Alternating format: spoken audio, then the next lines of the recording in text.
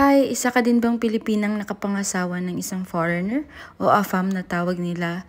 Siguro madalas mo din naririnig na, mayaman na yan kasi nakapangasawa ng foreigner. Pati pamilya yan, yayaman na din kasi nakapangasawa ng foreigner. At meron pa, may isa na namang Pinay ang nanalo.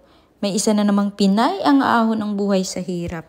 Kadalasan nyo rin bang naririnig yun? Nakakairita, no? Mensahe ko lang para sa mga taong nagsasabi na mayaman ng mga Pinay na kapangasawa ng foreigner. Hindi po lahat ng mga foreigner ay mayayaman gaya ng mga iniisip Sa lugar nila or sa bansa nila, mga normal na tao lang din yan sila. Paswerte-swerte lang din guys kung makaasawa ka ng foreigner na mayaman. Yun yung masasabi mong swerte ka. Yun ay kung ang hanap mo talaga ay pera. At hindi po lahat ng nakaasawa ng foreigner ay hanap ang pera. Ang iba dyan, talagang nakatagpo lang sila ng tamang taong nagmamahal sa kanila. Yung hindi na mahalaga kung may pera o wala. Ang mahalaga ay yung nirerespeto ka at inaalagaan ka at minamahal ka. May mga tao pa nung nalamang nakapag-asawa ka ng foreigner. Isang dekadang hindi mo sila naririnig o wala kang natanggap na mensahe galing sa kanila. Pero bigla-bigla nagmensahe, nangungumusta at alam mo kung anong kasunod, nanghihiram ng pera. Kasi akala milyonarya ka na, kaya ayun, nanghihiram ng pera.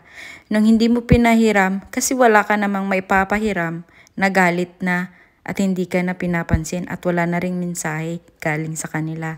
Maaaring kahit papano umiba yung buhay namin. Pero hindi ibig sabihin nun na responsibilidad na din namin ang ibang tao. Na kung anong meron kami, kailangan naming bigyan din ang lahat-lahat. Sa totoo lang, meron din kami mga sariling mga bills na binabayaran dito. Sa totoo lang, mas mahal pa kaysa sa inaakala nyo. At hindi responsibilidad ng isang Pinay na kapag-asawa ng foreigner na sustentuhan ang buo niyang angkan.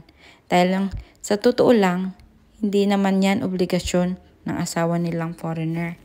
May mga sarili din niyang buhay, may mga sariling ginagastusan. Sa totoo lang, mas mahal pa. Buti nga kayo dyan.